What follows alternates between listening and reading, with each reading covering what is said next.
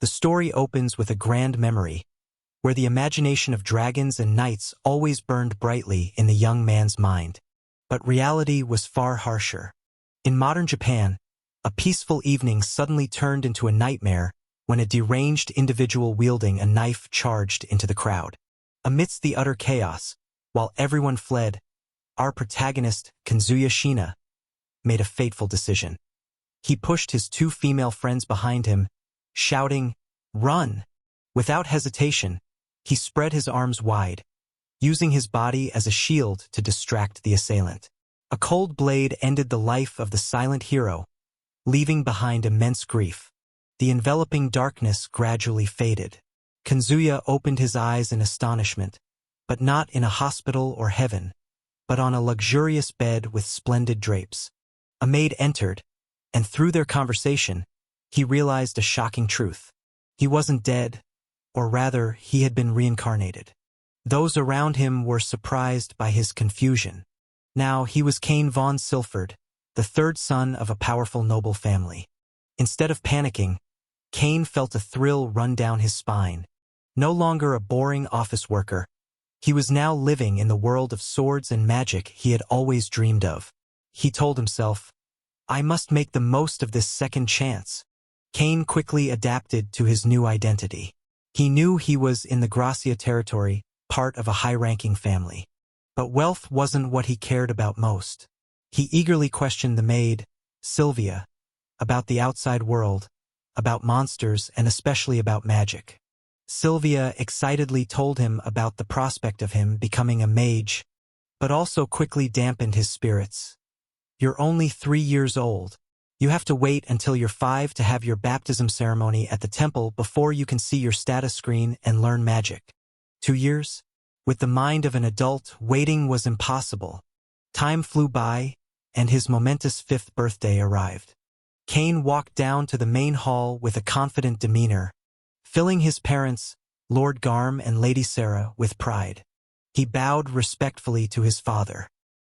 His mother was even more surprised to see her son dressed impeccably in his ceremonial attire, without a single flaw. But the first challenge wasn't a monster. It was his older sister, Rain. She rushed forward and hugged Cain so tightly, he could barely breathe, displaying such excessive affection that her younger brother could only plead for help in vain. The whole family then boarded a carriage together, heading towards the temple. In the carriage, Cain curiously asked about the status screen. Rain enthusiastically cast, "Open status." An information panel appeared just like in an RPG game. Cain was amazed. He remarked that it was exactly like a video game and listened as his sister explained.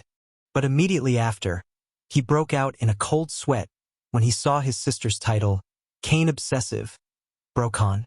Noticing her brother's horrified gaze, Rain's face flushed as she vehemently denied it, while Cain wisely chose to play blind to ensure his safety.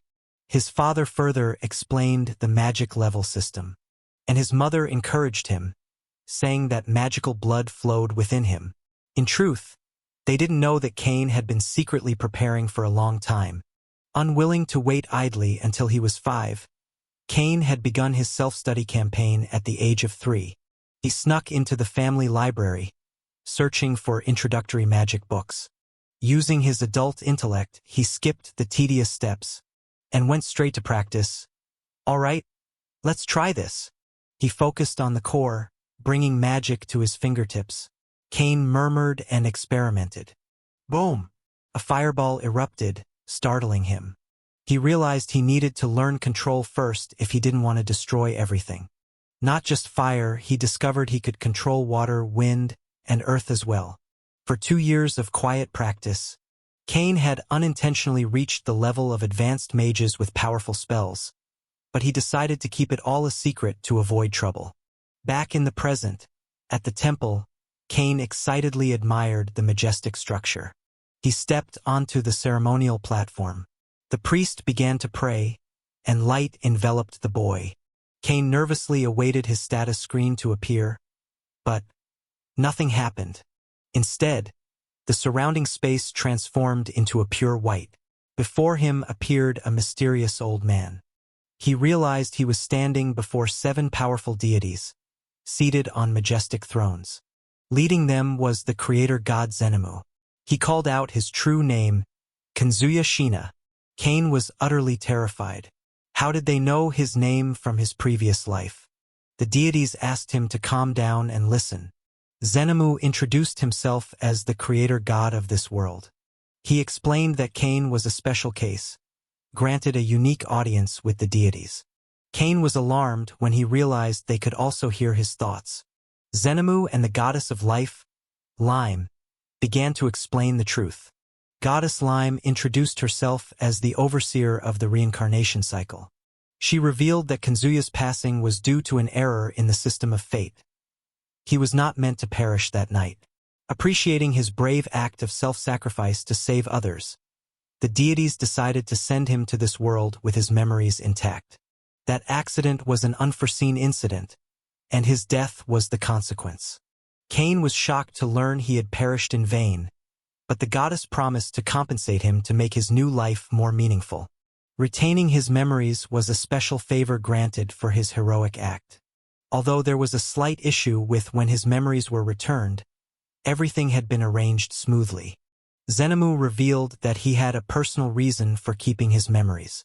He showed him images of how backward and underdeveloped this world was.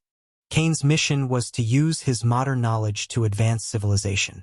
Cain was surprised, help the world. But the gods emphasized that this was his life, and he had the right to choose. Cain thought for a moment, then nodded decisively. Sounds fun. I'm in. Seeing Cain's positive attitude, the gods were extremely pleased.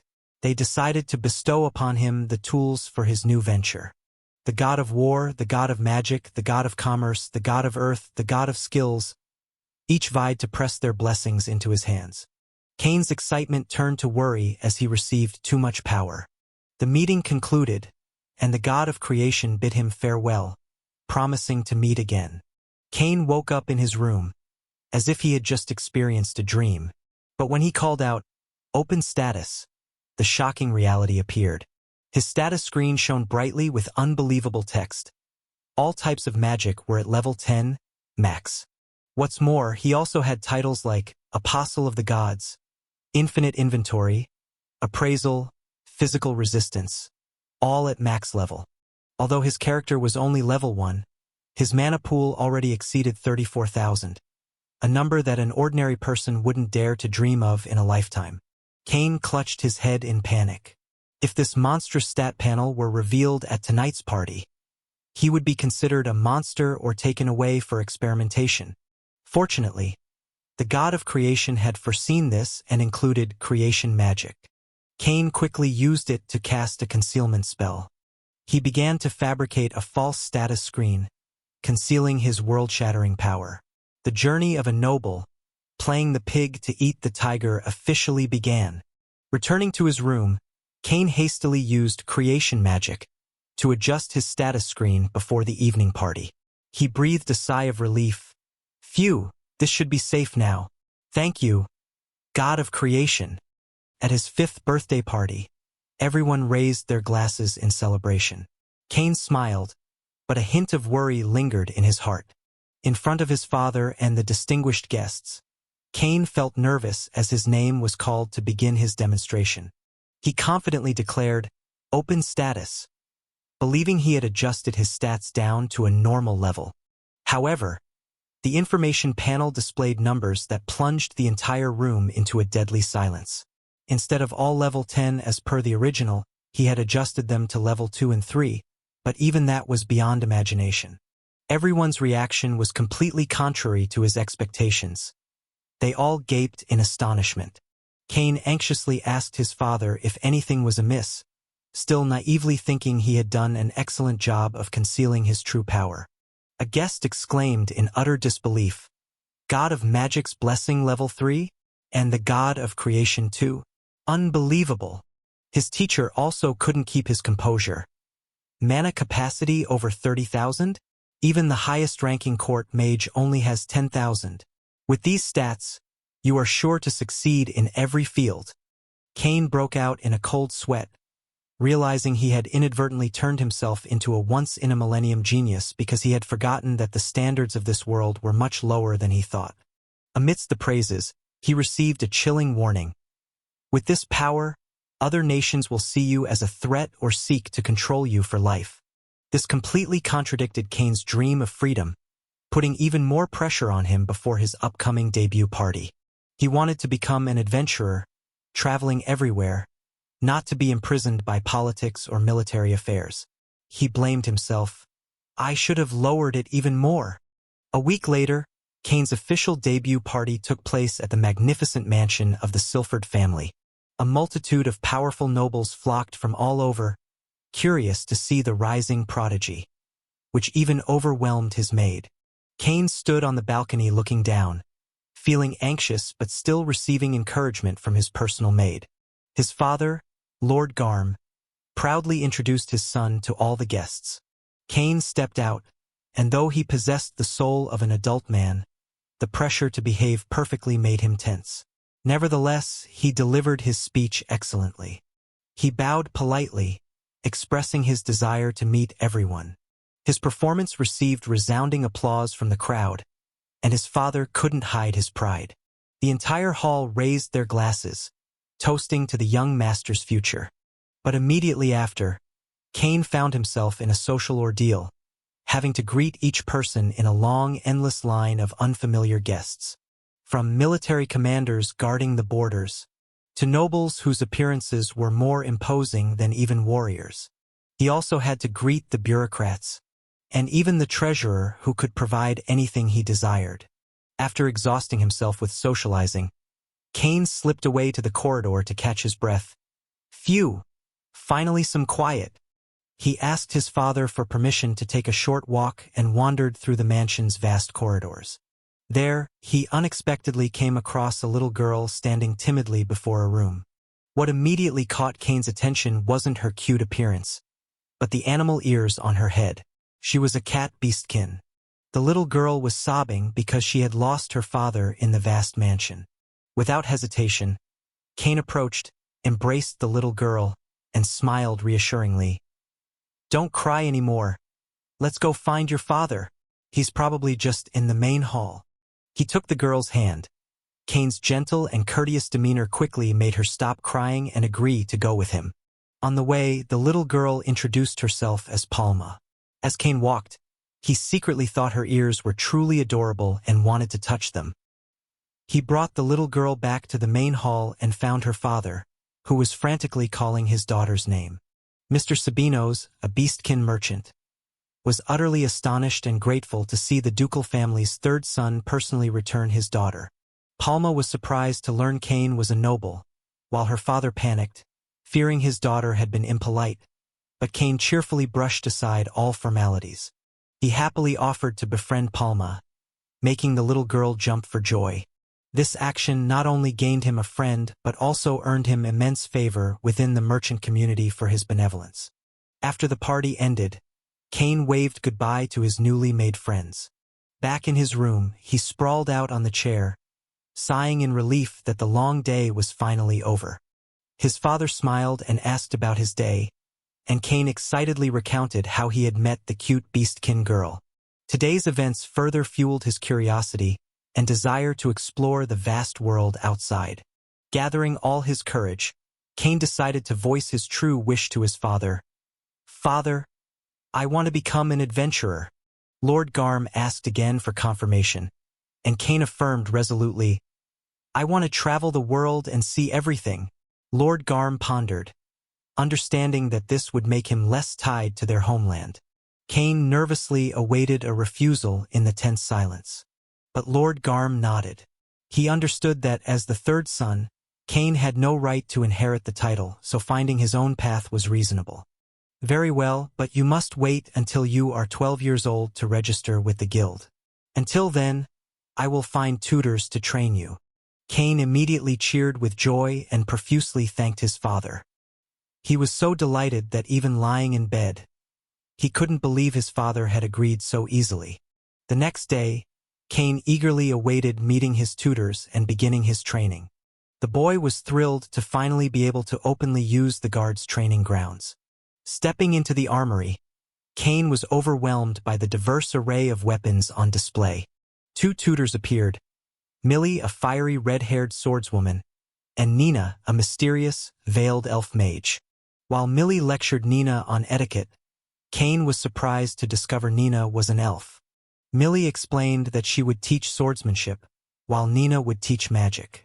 Cain was eager to start immediately. Millie decided to test her 5-year-old student's skill with a basic sword-swinging exercise. Cain focused on the movement, generating a powerful swing that surprised both instructors.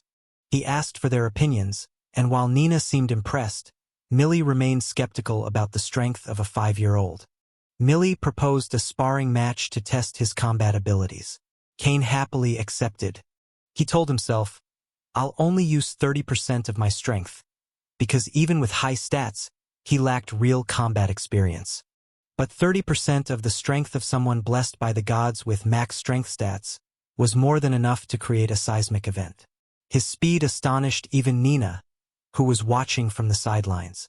In a flash, Cain blocked the attack and counterattacked, sending Millie sprawling to the ground. Nina immediately noticed the anomaly. "This boy definitely has a divine blessing." Cain scratched his head and confessed that he had the blessing of the god of strength, even though his father had told him not to reveal it. Millie was psychologically shaken and asked for a break, leaving Cain for Nina to teach magic. Nina began the lesson, but Cain honestly stated that he had already taught himself all the basic knowledge. He boasted that he had reached the beginner level in all attributes, which Nina found unbelievable since he had only just been baptized. Nina thought, able to use all attributes? That's the level of a sage.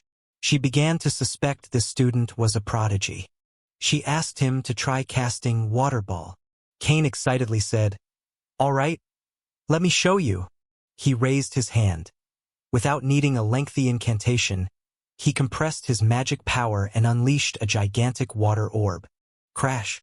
The water orb obliterated the entire training ground, leaving a deep crater. Cain turned back with a bright smile. "How was that?"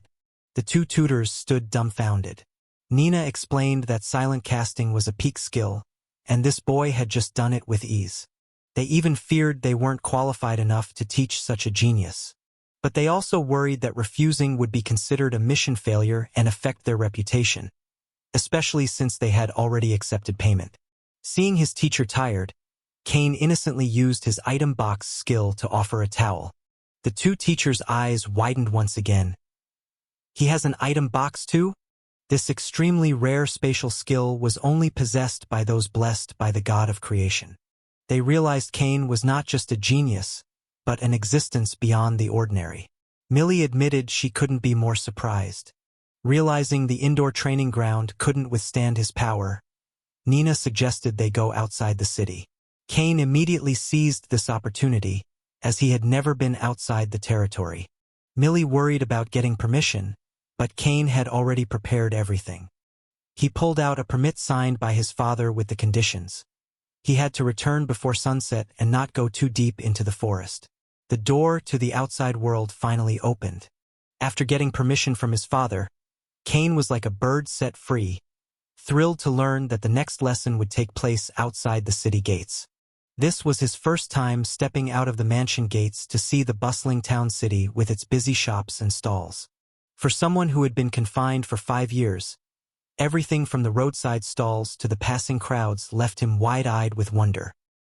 He confessed he had never seen such a lively place, which made Millie laugh and tease him, calling him a country bumpkin. Millie explained that this city was excellent for adventurers thanks to the nearby forest, which provided a stable source of work. She suggested stopping by the Adventurers Guild to check it out, and Cain immediately shouted that he wanted to go see it. Even though he was well aware of the rule that one had to be 12 to register, Cain still insisted on going to see it to experience life, comparing it to the RPG games from his previous life. He eagerly read the monster information sheets, realizing this was practical knowledge that couldn't be found in the mansion's books.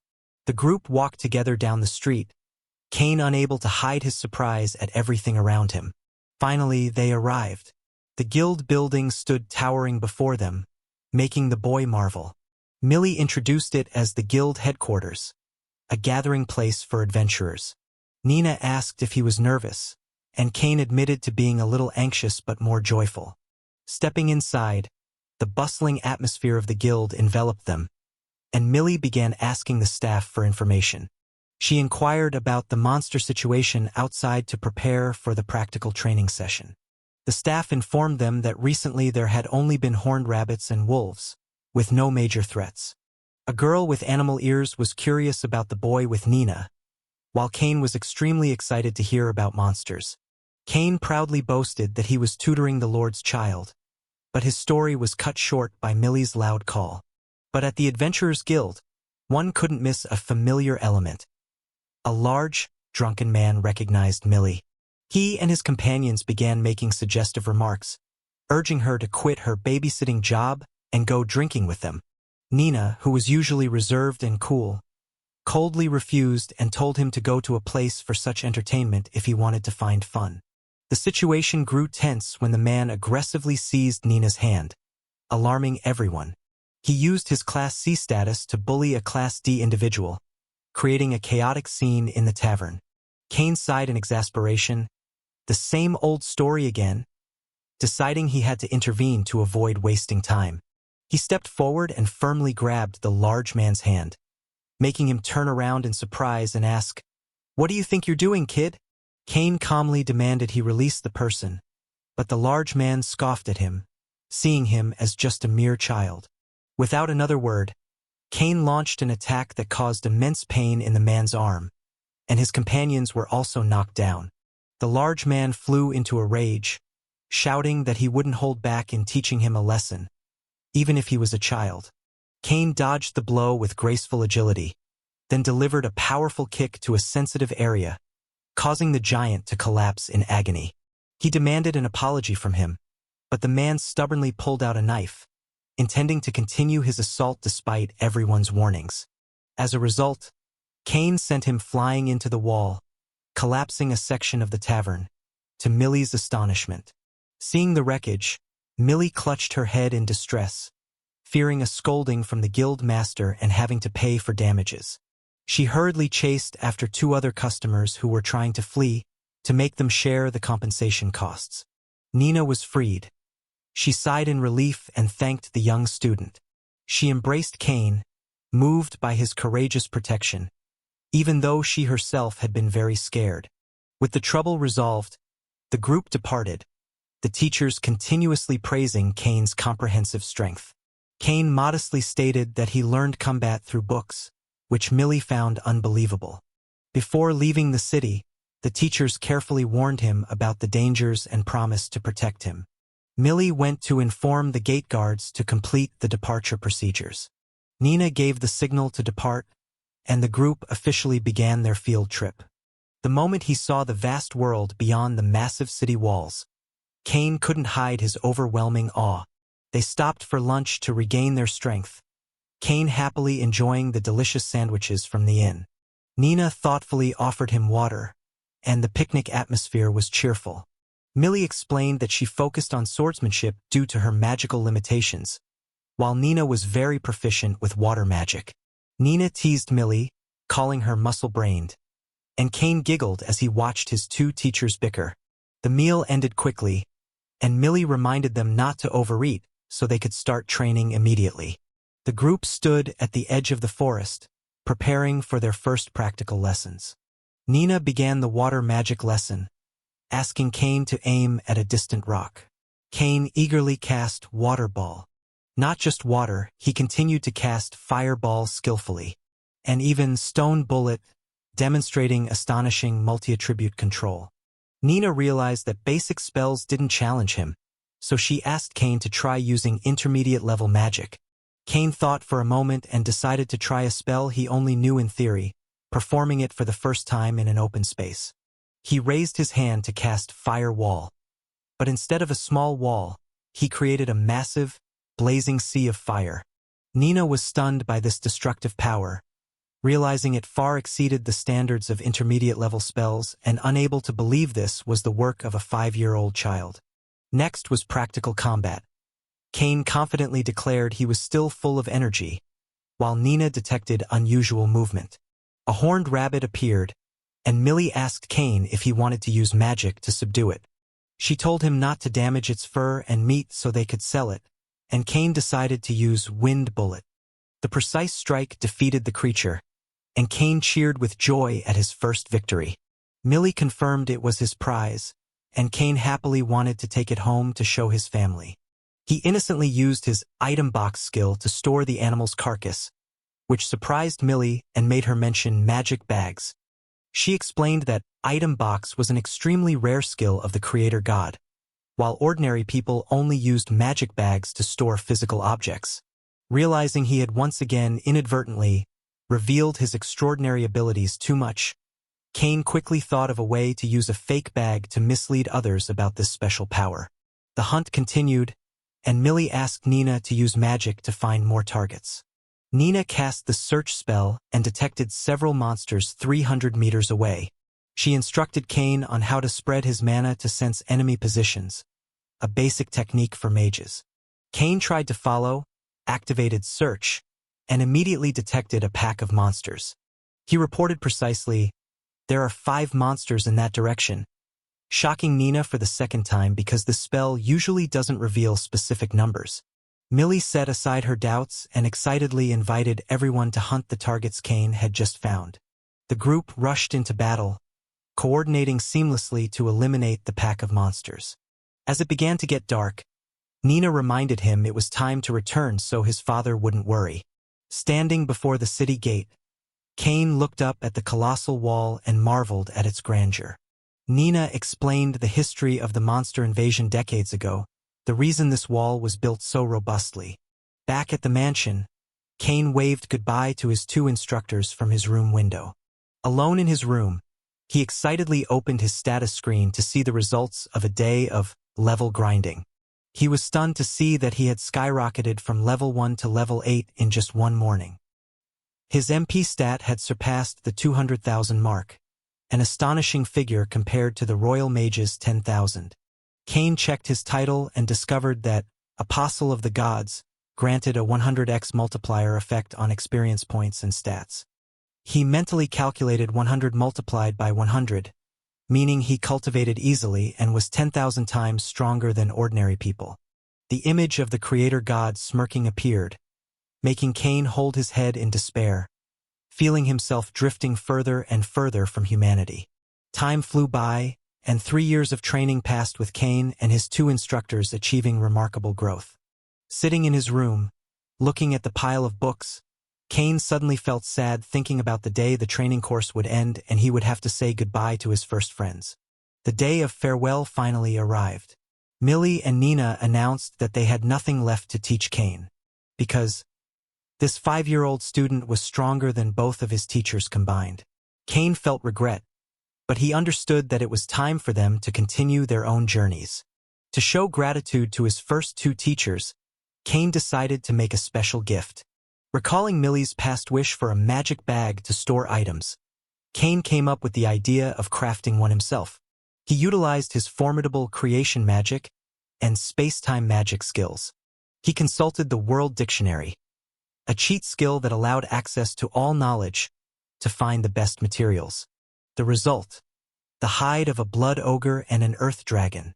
That night, Cain secretly used teleportation to travel to the deep forest to gather materials. Here, he eliminated an entire population of high-level monsters in the blink of an eye. His power far surpassed imagination, to the extent that he accidentally obliterated a corner of the forest while experimenting with new magic. He stood staring at his destructive achievement, breaking out in a cold sweat. Afterward, he continued to collect materials from the strongest monsters. Ordinary wolves or monsters were no match for him. The next morning, Millie and Nina were still astonished by the boy's abilities. The final lesson concluded with regret from both teacher and student. Cain prepared to surprise them before they parted ways. Millie intended to give Cain a gift, but he was quicker. Cain gleefully presented the 2 teachers with the bag he had made himself. He explained that the materials originated from a blood ogre and an earth dragon, which startled them. The two teachers couldn't believe the 8-year-old boy had defeated those A-rank monsters. They realized the power difference was too immense. Cain honestly said, "I made it a bit small.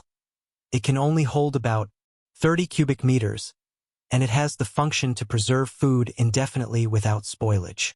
Millie and Nina almost fainted upon hearing his concept of small. A normal, top-quality magic bag that could only hold 2 cubic meters already cost a fortune. And Cain's a bit small bag? It deserved to be a national treasure. Millie trembled as she held the bag, both delighted and terrified of being robbed because of this incredibly valuable item. Cain even included an additional security feature to reassure them. If a stranger touched it without permission, the bag would automatically increase its weight to thousands of pounds, crushing the thief. The two teachers could only shake their heads in exasperation at their genius student's profound lack of common sense. But they were also deeply moved by Cain's generosity. The two girls unexpectedly kissed Cain on the cheek to thank him. This made the boy blush furiously out of embarrassment. After exchanging gifts, they officially parted ways to begin their new journeys. At this time, the gods in the upper realm held an emergency meeting.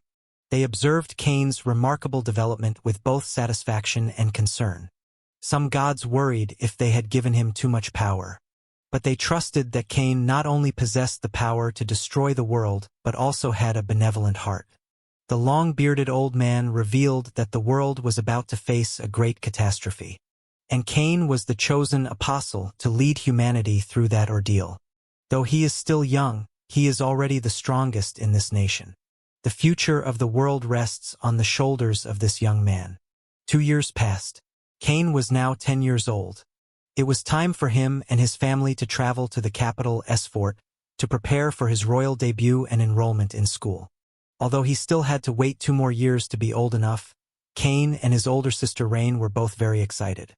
The Silford family's carriage procession set off, beginning their 7-day journey.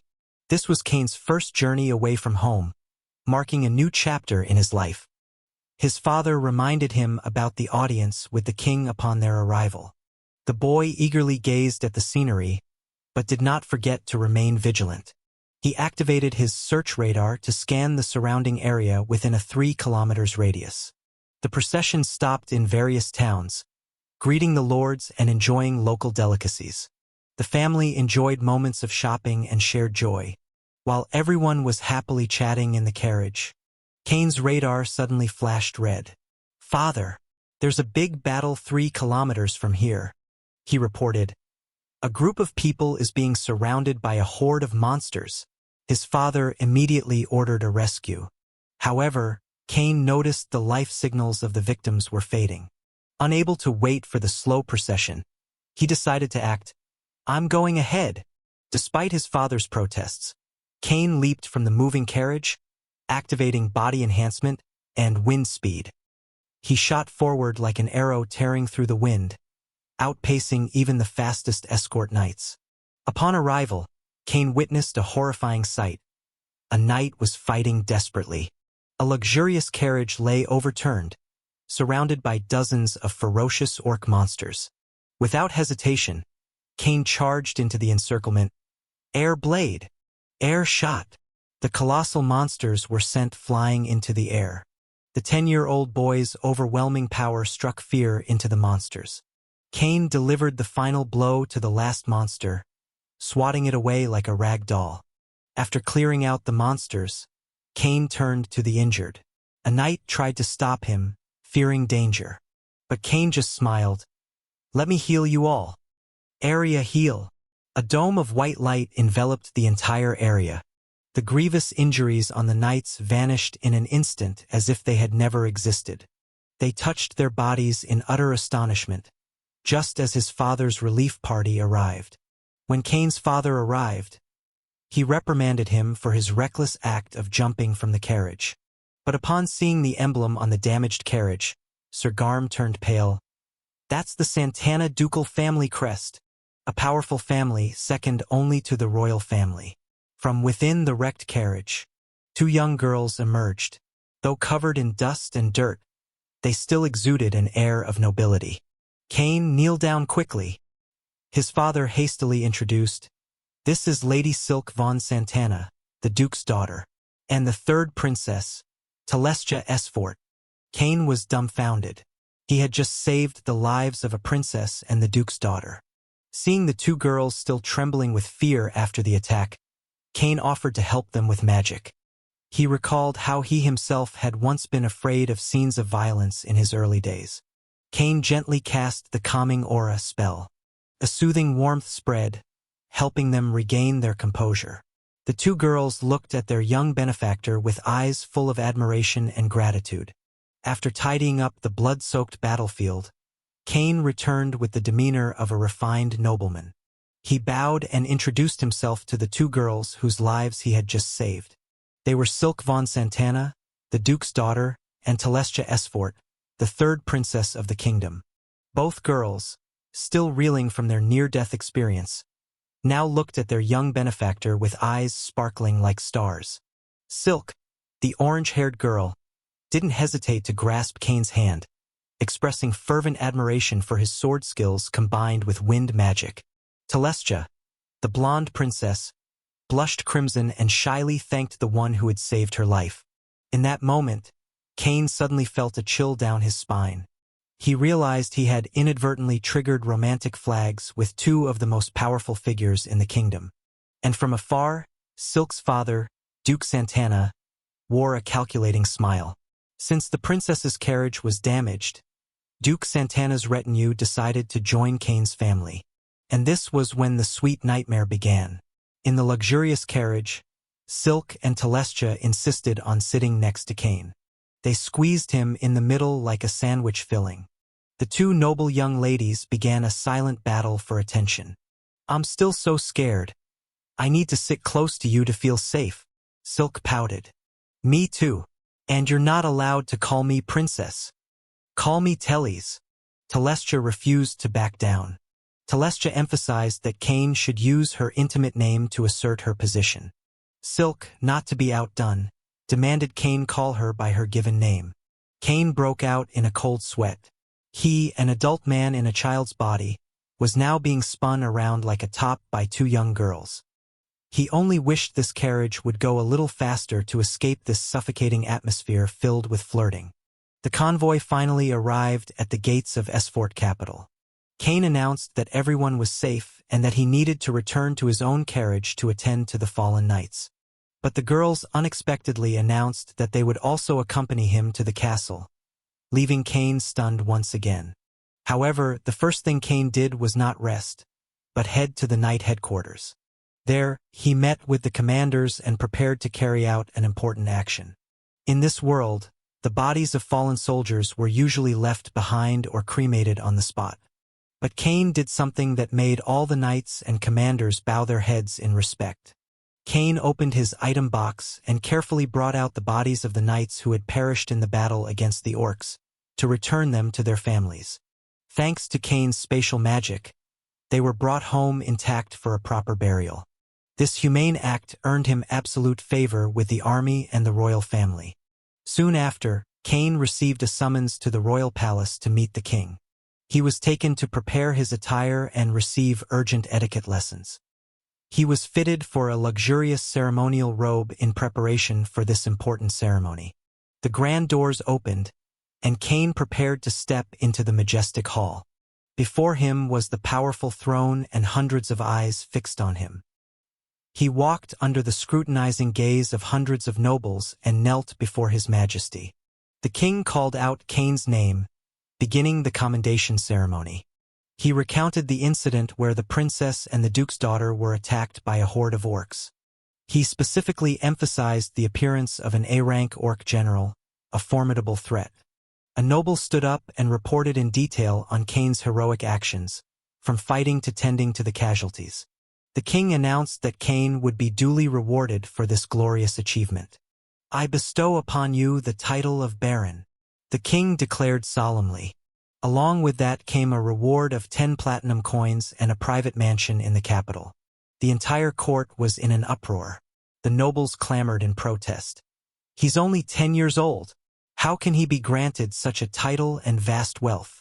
They argued that a minor could not manage such a fortune. But the king only needed one sentence to quell all opposition. This child single-handedly defeated 50 orcs, including an A-rank orc general, to protect the princess. Has any of you accomplished such a feat? Silence enveloped the entire hall. The king turned to ask Cain for his opinion on the reward. Cain bowed his head in acceptance, officially becoming the youngest baron in history. The ceremony concluded, and Cain became a rising star, making everyone wary. But the biggest and most daunting reward was still to come, in a private meeting. Outside, a noble congratulated him. But Cain was still reeling from what had just transpired. Cain was led into a private room to meet the king.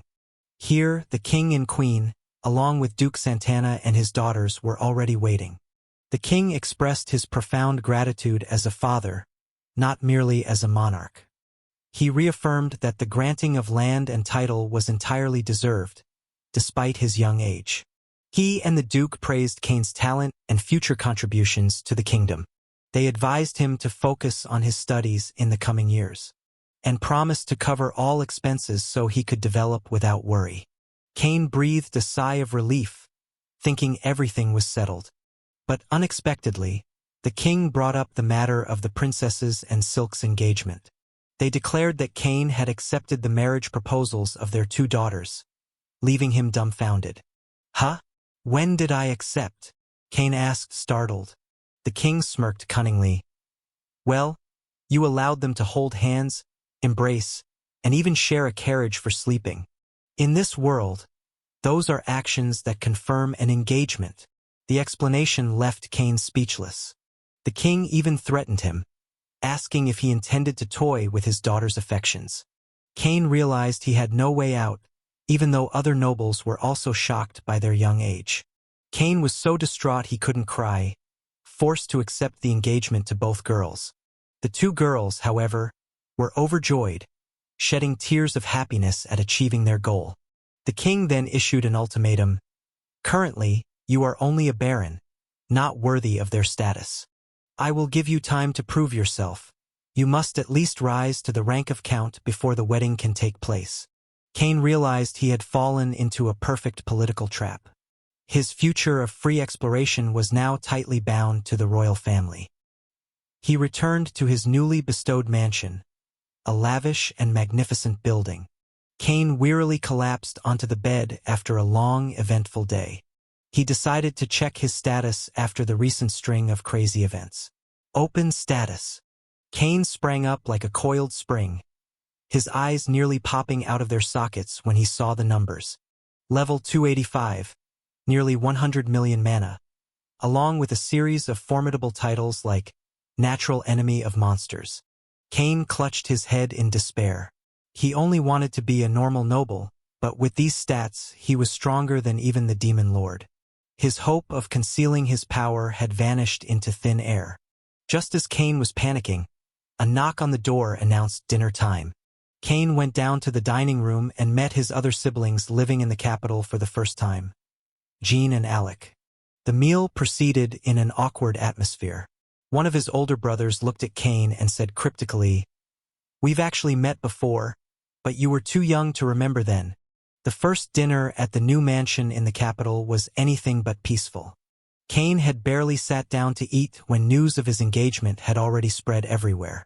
Friends and family offered warm congratulations, but Cain felt nothing but pressure. He knew that his mother, his father's second wife, was overjoyed that her son would have a secure position instead of becoming a commoner. But his younger sister Rain didn't seem very happy. Perhaps because she was about to lose her beloved brother to 2 other young women. Cain pondered his place in the family and the upcoming changes. The next day, Cain and Rain went to explore the capital, promising to meet more often. He wanted to visit the church first to give thanks to the gods, and then go shopping.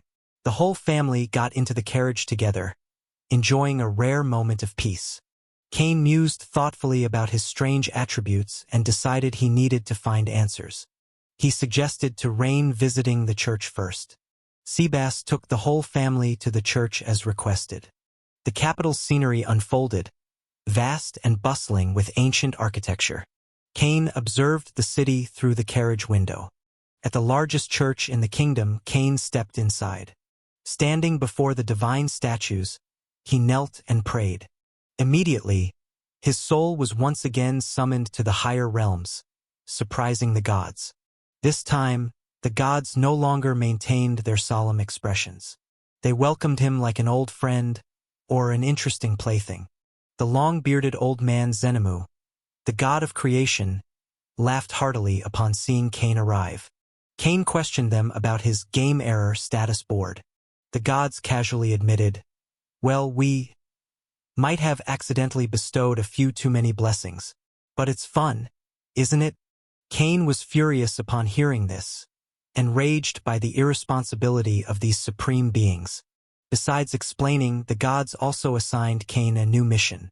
They complained about having waited for him for a very long time in this place where time moved slowly.